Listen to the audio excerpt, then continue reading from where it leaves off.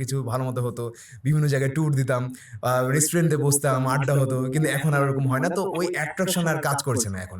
এটা কাজ না করার প্রধান কারণ হলো যে আমরা হয়তোবা হচ্ছে আমাদের যে ক্যারিয়ার আছে, যে ক্যারিয়ারটা আমরা চয়েস করেছি, সেই ক্যারিয়ারেও আমরা হয়তো অত মনোযোগী না। কারণ আমি একটা জিনিস দেখেছি যে যখন আপনি ক্যারিয়ারে অনেক বেশি মনোযোগী হবেন, তখন আপনার আর অনেক বেশি মানুষ আপনার আর ভালো লাগবে না আশেপাশে।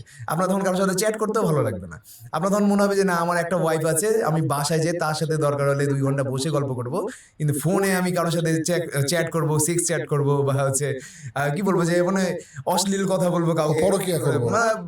সময় নষ্ট করবে, এটা আপনার হবে না। তো মূলত মানুষ যারা একটু মানে ব্যস্ত কম থাকে, বা সে হয়তোবা মনে করছে যে সে লাইফে অনেক বেশি সাকসেস অ্যাচিভ করে ফেলেছে, তার আর কাজ করার কিছু নাই, তখন মানুষ হচ্ছে এই সব বিষয়গুলোতে জড়ায় বেশি। তখন তার ভিতরে মনে হয় যে ফ্রাস্ট্রেশন থেকেও অনেক সময় হতে পারে যে না, আমার কোনো কিছুই ভালো চলছে না, আমি এখন আমার ফ্যামিলির নিডও কমপ্লিট করতে পারছি না। এখন হচ্ছে আমার ওয়াইফ সবসময় আমার ঝগড়া লাগে, সবসময় ডিমান্ড করে, বাসায় গেলেই কোনো কিছু না কিছু নিয়ে একটা ইয়ে হয়। বিশাল সংখ্যক পুরুষ ভাই কিন্তু